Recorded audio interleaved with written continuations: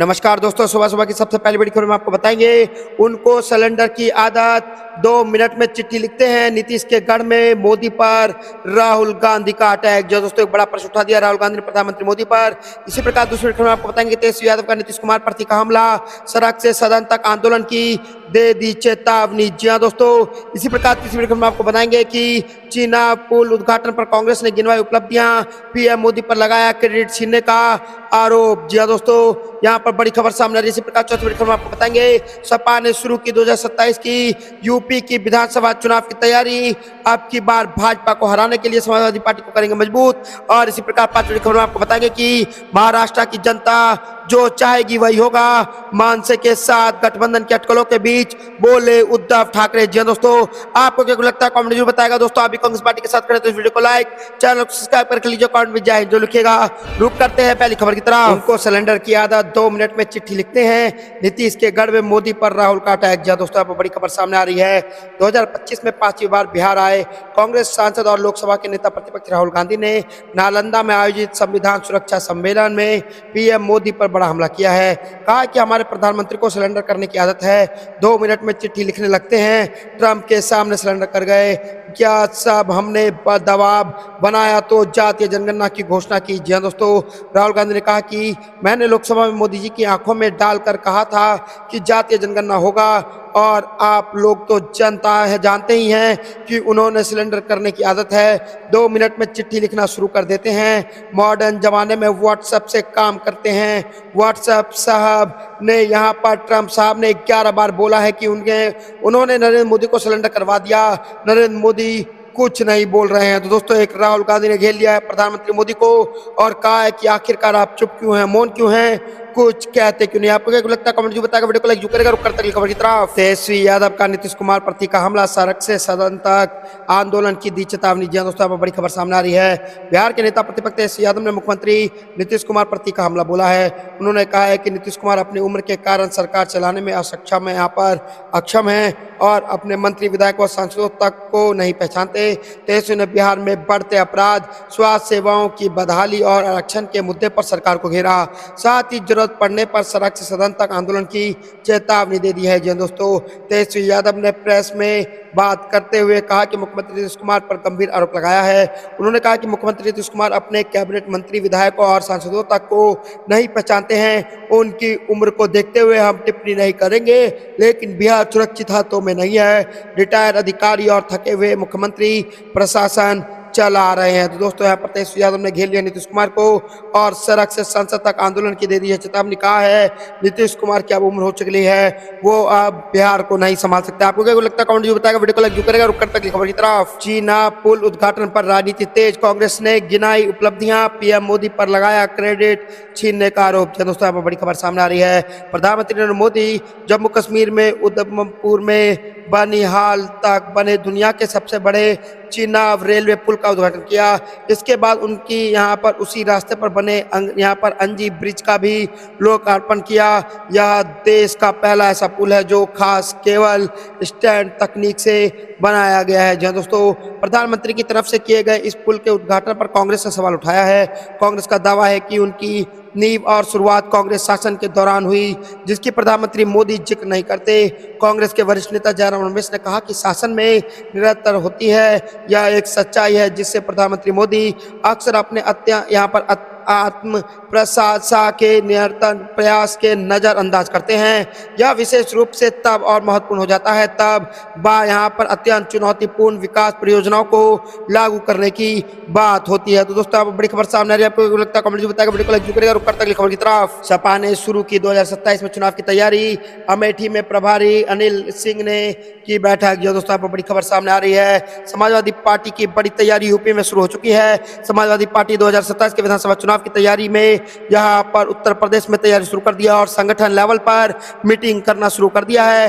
अखिलेश यादव ने साफ साफ कह दिया कि सारे कार्यकर्ता समाजवादी पार्टी के तैयार हो जाए, उत्तर प्रदेश में कार्यकर्ता सारे तैयार हो जाएं, एक्टिव हो जाएं, सदस्य बनाए नए नए, और अब की बार उत्तर प्रदेश में बड़ा खेल करेंगे अखिलेश यादव और समाजवादी पार्टी। जी हाँ दोस्तों, अब की बार बड़ा खेल हो जा रहा है उत्तर प्रदेश में और इसकी तैयारी 2027 की विधानसभा चुनाव की तैयारी 2025 से ही समाजवादी पार्टी ने कमर कस ली है और बड़े ऐलान कर दिया है, कहा है अब हम जनता के पास जाएंगे, जनता के बीच जाएंगे और जनता को बताएंगे कि आखिरकार भाजपा ने जनता को कैसे ठगा है। तो दोस्तों एक बड़ा प्रश्न उठा दिया योगी सरकार पर अखिलेश यादव ने और उत्तर प्रदेश के विधानसभा चुनाव की तैयारी समाजवादी पार्टी ने कर दी है शुरू। आपको क्या लगता है कमेंट जो बताएगा, वीडियो को लाइक जो करेगा और करता अगली खबर की तरफ। बिहार चुनाव से पहले पार्टियों में भगदड़, कई नेताओं में थामा वीआईपी का दामन। जी दोस्तों यहाँ पर बड़ी खबर सामने आ रही है। विकासशील इंसान पार्टी द्वारा आयोजित एक कार्यक्रम में अलग अलग पार्टी के कई नेता मुकेश सैनी के साथ चले गए। रिपोर्टर के मुताबिक यहाँ पर बड़ी संख्या में चिकित्सकों ने वीआईपी का दामन थामा है, जिसके साथ ही बिहार इंडिया मेडिकल एसोसिएशन के उपाध्यक्ष और जेडीयू के नेता रहे डॉक्टर सुनील कुमार सिंह भी वीआईपी में चले गए हैं। और दोस्तों अब की बार बिहार में मुकेश सैनी भी एक बढ़िया दम रखते हैं अब की बार सत्ता को बदलने का। तो दोस्तों यहाँ पर बड़ी खबर सामने आ रही है। इस साल के अंत में बिहार में विधानसभा चुनाव होना है और इसी को देखते हुए बिहार चुनाव से पहले पार्टियों में भगदड़ शुरू हो चुकी है और कई नेताओं ने अब जो है वीआईपी पार्टी का दामन थाम लिया है। जी दोस्तों यहाँ पर बड़ी खबर सामने मिली है, जिससे एनडीए और जेडीयू को इसमें बड़ा झटका लग सकता है। जी दोस्तों आपको पता चले कि वीआईपी पार्टी जो है, अगर कई नेताओं ने इसका दामन थामा है तो वो जेडीयू से टूट के आए हैं, जो एक एनडीए पार्टी की एनडीए गठबंधन की एक पार्टी है, जिसके कारण एनडीए और जेडीयू दोनों को बड़ा झटका लग सकता है। आपको क्या लगता है कमेंट बताएगा, वीडियो को लाइक करेगा और करता खबर की तरफ। पीएम मोदी ने जिस झारखंड से शुरू की थी वहीं बंद हुआ योजना, जानिए क्यों आयुष्मान योजना का हुआ बुरा हाल। जी दोस्तों यहाँ पर बड़ी खबर सामने आ रही है।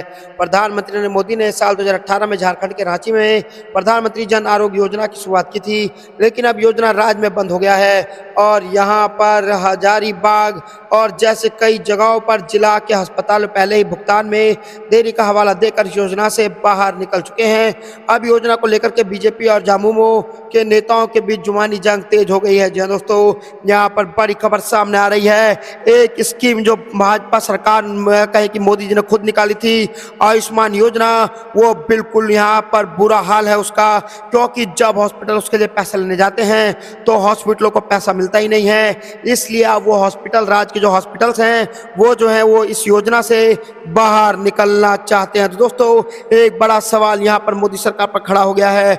आपको क्या लगता है कमेंट जो बताएगा, वीडियो को लाइक जो करेगा और करता अगली खबर की तरफ। सचिन पायलट का बीजेपी पर तीखा हमला, कहा डबल इंजन की सरकार सिर्फ धुआं छोड़ रही है। दोस्तों यहाँ पर बड़ी खबर सामने आ रही है। कांग्रेस नेता सचिन पायलट ने एक बार फिर केंद्र और राज्य की भाजपा सरकार को आड़े हाथ लिया है। टोंक में मीडिया से बातचीत के दौरान पायलट ने ऑपरेशन सिंदूर और सीमा पार के पाकिस्तान की गोलाबारी को लेकर के सरकार की नीति पर सवाल उठाए हैं। उन्होंने कहा है कि जिस दिन सीज फायर की घोषणा हुई उसी दिन कुछ ही घंटे बाद पाकिस्तान की ओर से फिर से फायरिंग और बमबारी शुरू हो गई। जी दोस्तों बड़ी खबर सामने आ रही है। सचिन पायलट ने यहाँ पर तीखा तंज कसते हुए कहा, मैं शुरू से ही कह रहा हूं कि पाकिस्तान जैसे देश पर भरोसा करना खतरनाक है, जिसकी अंतर्राष्ट्रीय विश्वसनीयता पहले ही खत्म हो चुकी है। हमें सुरक्षा और विदेश नीति के मोर्चे पर बेहद सतर्क होकर कदम उठाने होंगे। तो दोस्तों यहाँ पर सचिन पायलट ने साफ साफ बीजेपी पर तीखा हमला कहा है और कहा है डबल इंजन की सरकार सिर्फ धुआं छोड़ रही है, काम के वक्त में गायब है, लो हो गया फिर से सीज फायर का उल्लंघन। आपको क्या लगता है दोस्तों, कमेंट जो बताएगा। रुक करते अगली खबर की तरफ। अब्बास अंसारी की सदस्यता जाने पर अखिलेश यादव बोले सिर्फ समाजवादी पार्टी की ही सदस्यता रद्द की जा रही है। जी दोस्तों यहाँ पर बड़ी खबर सामने आ रही है। हम आपको बताए चले कि सपा अध्यक्ष अखिलेश यादव ने यहाँ पर अब्बास अंसारी की सदस्यता रद्द होने को लेकर के बयान दिया है। उन्होंने कहा कि सरकार ने जानबूझकर उनकी सदस्यता रद्द कर दी है। सरकार में बैठे लोग हमारे खिलाफ ना जाने क्या क्या बोलते रहते हैं, उनकी सदस्यता तो नहीं जाती है, सिर्फ समाजवादी पार्टी नेताओं की ही सदस्यता रद्द की जा रही है। जो दोस्तों अखिलेश यादव ने कहा कि ऐसा लगता है कि जातीय के आधार पर फैसला हो रहा है, कुछ जजों को इसलिए नियुक्त किया जा रहा है। अखिलेश यादव ने यहाँ पर सपा मुख्यालय में मीडिया को संबोधित करते हुए कहा कि हटे यहाँ पर हेट स्पीच केस में सजा के ऐलान के बाद यूपी के माऊ में यहाँ पर सुभाषपा विधायक अब्बास अंसारी की विधायकी खत्म हो गई है। लेकिन दोस्तों यहाँ पर एक बड़ा सवाल खड़ा कर दिया। अखिलेश यादव ने कहा है कि आखिरकार इन लोगों की सदस्यता क्यों रद्द कर रही है भाजपा सरकार। भाजपा के नेता जब ऐसा करते हैं तो उनकी सदस्यता क्यों नहीं रद्द होती है, एक बड़ा सवाल अखिलेश यादव ने भाजपा सरकार पर उठा दिया। आपको क्या लगता है कमेंट जो बताएगा, वीडियो को लाइक जो करेगा और करता अगली खबर की तरफ। कोरोना का कोहराम जारी, एक्टिव केस 5364 के पार, 55 लोगों की हुई मौत। दोस्तों यहाँ पर बड़ी खबर सामने आ रही है। भारत में कोविड-19 के मामलों में हालिया वृद्धि चिंता का विषय बन गया है। स्वास्थ्य मंत्रालय के आंकड़े के अनुसार देश में सक्रिय मामलों की यहाँ पर संख्या बढ़कर 5364 तक पहुंच गई है, जबकि अब तक कोविड-19 से कुल 55 मौतें हो चुकी हैं। कोविड का प्रकोप धीरे धीरे के रास्ते तक फैल गया है। तो दोस्तों यहाँ पर बड़ी खबर सामने आ रही है, कोरोना का कहर अब पूरे देश में धीरे धीरे फिर से फैल रहा है, जिसको लेकर के अब वापस कभी भी यहाँ पर सूचना जारी सरकार द्वारा किया जा सकता है स्वास्थ्य विभागों को, और स्वास्थ्य विभाग जो है वो अपने आप को तैयार करने के लिए तैयार है। आपको क्या लगता है दोस्तों, कमेंट जो बताएगा। रुक कर तक लिखो की तरफ। राहुल गांधी 6 जून यानी कि आज गया में करेंगे महिला और ओबीसी से संवाद, भाई बहन मान योजना पर होगा फोकस। जी दोस्तों, यहाँ पर बड़ी खबर सामने आ रही है, कांग्रेस नेता राहुल गांधी 6 जून यानी कि आज गया आएंगे। यहाँ उनका महिलाओं से संवाद का कार्यक्रम होगा। वह झुग्गी झोपड़ी में भी जाकर महिलाओं से संवाद कर सकते हैं। बिहार प्रदेश कांग्रेस के अध्यक्ष राजेश कुमार ने कहा कि आगामी 6 जून को यानी कि आज राहुल गांधी गया और राजगीर को आएंगे। राजगीर में जहां वह ओबीसी से बात करेंगे, वहीं गया में महिलाओं का कार्यक्रम है। तो दोस्तों यहाँ पर बड़ी खबर सामने आ रही है, 6 जून यानी कि आज राहुल गांधी फिर से बिहार का दौरा करेंगे और माई बहन मान योजना पर होगा फोकस। महिलाओं और ओबीसीओं से करेंगे संवाद और उनकी मांगों को सुनेंगे, उनकी समस्याओं को सुनेंगे, और उसको लेकर के बड़ी घोषणा राहुल गांधी बिहार में कर सकते हैं, जिससे बिहार के विधानसभा चुनाव में हलचल तेज हो सकती है और एनडीए को बड़ा झटका लग सकता है। आपको क्या लगता है, कमेंट जो बताएगा, वीडियो को लाइक जो करेगा। रुक कर तक खबर की तरफ। जातीय जनगणना की तारीख का है यूपी की सियासत से रिश्ता, अखिलेश यादव ने समझाया मतलब। जी दोस्तों, यहाँ पर बड़ी खबर सामने आ रही है, देश में बहुपक्षीय जनगणना और जातीय जनगणना की तारीखों का ऐलान हो गया है। लद्दाख, उत्तराखंड, हिमाचल प्रदेश और जम्मू कश्मीर जैसे पहाड़ी क्षेत्रों में 1 अक्टूबर 2026, जबकि शेष भारत में पहले आंकड़े 1 मई 2027 तक आ जाएंगे। यह जानकारी भारत सरकार ने दी है। अब इस पर समाजवादी पार्टी के राष्ट्रीय अध्यक्ष अखिलेश यादव ने प्रतिक्रिया दी है। अखिलेश यादव ने अपने पोस्ट में जरिए यह संदेश दिया है कि और उनकी पार्टी जातीय जनगणना के मुद्दे को लेकर के बीजेपी के पाले में नहीं जाने देंगे। जी दोस्तों, सोशल मीडिया साइट एक्स पर उत्तर प्रदेश के पूर्व मुख्यमंत्री अखिलेश यादव ने लिखा, मतलब जब आएगी यूपी में पीडीए सरकार तभी होगा जातीय जनगणना की शुरुआत। बता दें कि यूपी में जनगणना के पहले आंकड़े तब आएंगे जब 2027 में विधानसभा चुनाव अपने अंतिम चरण में होगा। ऐसे इन तारीखों के सियासी निहितार्थ भी निकाले जा सकते हैं। तो दोस्तों, आप बड़ी खबर सामने आ रही है, साफ साफ अखिलेश यादव ने ऐलान कर दिया है कि जातीय जनगणना उत्तर प्रदेश में तभी होगा जब समाजवादी पार्टी की सरकार बनेगी। आपको क्या लगता है, कमेंट जो बताएगा, वीडियो को लाइक जो करेगा। रुक कर तक खबर की तरफ। बंगाल में पाला बदल का खेल शुरू, तृणमूल में शामिल हुए कांग्रेस के पूर्व विधायक अधीर ने ली यहाँ पर लगाई सेंध। दोस्तों, बड़ी खबर सामने आ रही है, पश्चिम बंगाल में अगले साल विधानसभा चुनाव होना है। विधानसभा चुनाव से पहले राजनीतिक दलों में चुनाव की तैयारी शुरू कर दी है। पाला बदल का खेल शुरू हो गया है। कांग्रेस के पूर्व विधायक शंकर मालाकार औपचारिक रूप से तृणमूल कांग्रेस में शामिल हो गए हैं। शंकर मालाकार का कांग्रेस छोड़ना पार्टी के लिए उत्तर बंगाल में बड़ा धक्का माना जा रहा है। तो दोस्तों, यहाँ पर बड़ी खबर सामने आ रही है, आपको क्या लगता है, कमेंट जो बताएगा, वीडियो को लाइक जो करेगा। रुक कर तक खबर की तरफ। कांग्रेस का आरोप, दिल्ली चिड़ियाघर निजी हाथों सौंपने की तैयारी में है मोदी सरकार। जी दोस्तों, यहाँ पर बड़ी खबर सामने आ रही है, कांग्रेस ने कहा कि चिड़ियाघर, राष्ट्रीय उद्यान, बाघ और अन्य रिजर्व और अभ्यारण्य यहाँ पर सार्वजनिक सेवाएं हैं, लेकिन मोदी सरकार इनके भी निजीकरण की योजना पर काम कर रही है।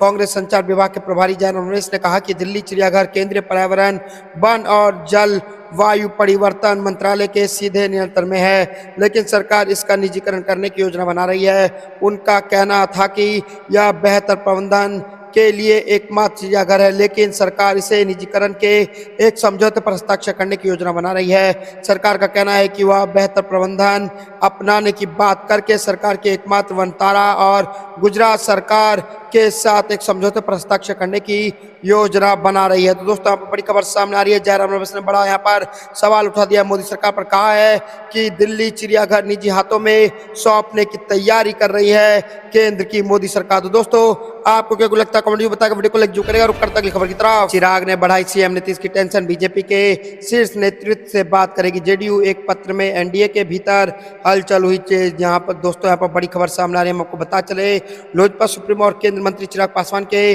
अंदाज ने जेडीयू को अलर्ट मोड पर ला दिया है। चिराग ने मुख्यमंत्री नीतीश कुमार को पत्र लिखकर बिहार में विविध यहाँ पर व्यवस्था की स्थिति पर कड़ी टिप्पणी की थी। जेडीयू को चिराग का यह अंदाज समझ में नहीं आ रहा है। पार्टी नेताओं का कहना है कि चिराग विपक्ष की जुबानी बोल रहे हैं। पत्र लिखने के बाद लोजपा रामविलास पासवान ने इस पत्र को मीडिया में जारी किया। इस बात ने जेडीयू को सतर्क कर दिया था। दोस्तों, यहाँ पर बड़ी खबर सामने आ रही है और हम आपको पता चले कि चिराग ने बढ़ाई सीएम नीतीश कुमार की टेंशन, बीजेपी के शीर्ष नेतृत्व से बात करेगी जेडीयू। जी हाँ दोस्तों, एक पद से एनडीए के भीतर हलचल हो चुकी है तेज। तो दोस्तों यहाँ पर बड़ा खेल होने वाला है और चिराग पासवान ने कह दी बड़ी बात, जिसके कारण नीतीश कुमार की उड़ चुकी है नींद और एनडीए में यहाँ पर हलचल मच चुकी है। आपको क्या लगता है? कमेंट में बताएगा, वीडियो को लाइक क्यों करेगा। रुक करता है खबर की तरफ। मायावती ने कहा जातिवादी पार्टी के बहकावे में ना आए, बैलेट पेपर से चुनाव पर आएंगे। बीएसपी के अच्छे दिन, बिना नाम लिए चंद्रशेखर आजाद पर बोला हमला। जी दोस्तों, बड़ी खबर सामने आ रही है। बहुजन समाजवादी पार्टी की राष्ट्रीय अध्यक्ष व उत्तर प्रदेश के पूर्व मुख्यमंत्री मायावती ने पार्टी मुख्यालय से बयान जारी किया है। मायावती ने यहाँ पर लखनऊ में बिना नाम लिए आजाद समाज पार्टी के राष्ट्रीय अध्यक्ष व नगीना से सांसद यहाँ पर चंद्रशेखर आजाद पर कड़ा प्रहार किया है। जब दोस्तों उन्होंने अपने वोट बैंक को समझाने का प्रयास किया कि किसी बहकावे में ना आए। सपा यहाँ पर सुप्रीमो ने कहा कि एक तरफ कार्यक्रमों में ऐसी पार्टी के लोग यह कहते हुए पाए जाते हैं कि वह काशीराम और मायावती के अम्बेडकरवादी मिशन को आगे बढ़ा रहे हैं, जबकि ऐसा बिल्कुल नहीं कर रहे हैं। उन्होंने कहा कि अगर यही करना होता तो अपनी खुद की पार्टी नहीं बनाते, बल्कि बीएसपी के साथ आते और इस मिशन को आगे बढ़ाते। बीएसपी सुप्रीमो ने यह भी कहा कि भले चाहे जातिवाद पार्टी के सहयोग से ऐसे संगठन या पार्टी के लोग एमपी एमएलए बन जाएं, लेकिन वह अपने समाज के लिए कुछ नहीं करेंगे। तो दोस्तों यहाँ पर बड़ी खबर सामने आ रही है, मायावती ने घेर लिया है चंद्रशेखर आजाद को। आपको क्या लगता है? कमेंट जो बताएगा, वीडियो को लाइक जो करेगा। रुक करते अगली खबर की तरफ। राहुल गांधी की हरियाणा कांग्रेस को नेताओं को शख्स यहाँ पर नसीहत, बड़े बदलाव की तैयारी। जी दोस्तों यहाँ पर बड़ी खबर सामने आ रही है। 11 वर्षों से हरियाणा कांग्रेस में गुटबाजी के कारण लटके संगठन विस्तार को पूरा करने के लिए कांग्रेस नेता और लोकसभा के नेता प्रतिपक्ष राहुल गांधी चंडीगढ़ पहुंचे। यहाँ उन्होंने प्रदेश कांग्रेस कमेटी के कार्यालय में हरियाणा के 18 वरिष्ठ नेताओं के साथ अहम बैठक की। इसमें कांग्रेस महासचिव केसी वेणुगोपाल भी रहे। यहाँ पर करीब 3 घंटे चली बैठक में राहुल ने गुटबाजी पर वरिष्ठ नेताओं को नसीहत दी। कहा सभी यहाँ पर पहले पार्टी का हित देखें, फिर अपनी निजी राय को तवज्जो दें। हम सभी यहाँ पर एकजुट होकर कांग्रेस को मजबूत दिशा में ले जाने का संकल्प पूर्ण करना है। भविष्य में कोई भी एकजुट नहीं दिखता तो उसे पर कार्रवाई की जाएगी। उन्होंने सख्त लहजे में कहा कि संगठन विस्तार के दौरे किसी भी वरिष्ठ नेता के पर्यवेक्षकों पर सिफारिश नहीं चलेगी। तो दोस्तों यहाँ पर राहुल गांधी ने बड़ा ऐलान कर दिया और साफ साफ कह दिया है, चाहे कोई भी नेता हो, कुछ भी हो, सिफारिश अब कांग्रेस पार्टी में नहीं चलेगी। आपको क्या लगता है? कमेंट जो बताएगा, वीडियो को लाइक जो करेगा। और करता क्लिक की तरफ। आरजेडी की बढ़ेगी टेंशन, पप्पू यादव का बिहार चुनाव को लेकर के बड़ा बयान। कांग्रेस ने कह दी बड़ी बात। हिंदुस्तान में बड़ी खबर सामने आ रही है। हम आपको बताते चले कि पूर्णिया से निर्दलीय सांसद पप्पू यादव ने बिहार विधानसभा चुनाव को लेकर के बड़ा बयान दे दिया है। उन्होंने बिहार में कांग्रेस को अकेले विधानसभा चुनाव लड़ने की सलाह दी है। उसके मुताबिक कांग्रेस को बिहार एक विकल्प के तौर पर देख रहा है, जो कि उनकी अपनी व्यक्तिगत राय है। दोस्तों उन्होंने कहा कांग्रेस जो भी निर्णय लेगी मैं उनके साथ खड़ा हूं। अगर बिहार की 13 करोड़ जनता को बचाना है तो कांग्रेस को अकेले आगे बढ़ना होगा। राहुल गांधी ईबीसी, ओबीसी और SC/ST संविधान और गरीबों की बात कर रहे हैं, उनकी और लोग उम्मीद से देख रहे हैं। जो दोस्तों पप्पू यादव ने लालू यादव और यहाँ पर नीतीश कुमार का नाम लिए बिना उन पर हमला बोला। उन्होंने कहा कि 40 साल से यह लोग सिर्फ सियासत कर रहे हैं, अब नया रास्ता अपनाना चाहिए और कांग्रेस को अकेले बिहार में राजनीति करनी चाहिए। तो दोस्तों यहाँ पर बड़ी खबर सामने आ रही है। पप्पू यादव खुद कांग्रेस पार्टी के साथ खड़े हैं और कह दिया बड़ी बात। आपको क्या लगता है? कमेंट जो बताएगा, वीडियो को लाइक करेगा। रुक करता खबर की तरफ। कन्हैया लाल मर्डर केस के 3 साल बाद भड़की कांग्रेस। अशोक गहलोत बोले बीजेपी ने मेरे खिलाफ आखिर ये क्या किया। दोस्तों यहाँ पर बड़ी खबर सामने आ रही है। राजस्थान के उदयपुर में 3 साल पहले कन्हैया लाल नाम की गर्दन धड़ से अलग कर बड़ी खौफनाक तरीके से उनकी हत्या कर दी गई थी। इस मर्डर केस को लेकर के 3 साल हो गया है, लेकिन कोर्ट में अभी तक मामला पेंडिंग है और दोषियों को सजा नहीं मिली है। इस पर राजस्थान के पूर्व मुख्यमंत्री अशोक गहलोत ने मौजूदा बीजेपी सरकार पर हमला बोला है। अशोक गहलोत ने यहाँ पर बातचीत में कहा कि बीजेपी में इस मुद्दे पर जमकर राजनीति की है। भजन लाल सरकार पर हमला बोलते हुए कहा मेरे खिलाफ कुछ प्रचार किया और सही मायने में मेरा नुकसान भी किया, लेकिन बीजेपी की नीयत कन्हैया लाल के परिवारों को इंसाफ दिलाने की थी ही नहीं। तो दोस्तों यहाँ पर अगर कोई नीयत उनकी थी तो सिर्फ भाजपा की यहाँ पर सत्ता हासिल करना था, जिसको लेकर के अशोक गहलोत ने घेर लिया है मोदी सरकार को। आपको क्या लगता है? कमेंट जरूर बताएगा। रुक करता खबर की तरफ। समाय योजना के खिलाफ कांग्रेस का राज्यव्यापी आंदोलन शुरू, 4 चरणों में होगा प्रदर्शन, सभी जिलों में होगा पीसी। जी दोस्तों बड़ी खबर सामने आ रही है। छत्तीसगढ़ में 10,463 स्कूलों के सहआयोजन के खिलाफ कांग्रेस ने प्रदेश व्यापी आंदोलन की शुरुआत कर दी है। यह विरोध प्रदर्शन 4 चरणों में संपन्न होगा, जिसमें प्रेस कॉन्फ्रेंस, वीआईओ, डीईओ कार्यालयों का घेराव और पद यात्रा शामिल होगा। जी हाँ दोस्तों, अब बड़ी खबर सामने आ रही है और कांग्रेस ने अब भाजपा सरकार को घेरने के लिए प्रदेश भर में राज्यव्यापी आंदोलन शुरू कर दिया है और कहा है ये जो सरकार कर रही है बिल्कुल गलत कर रही है।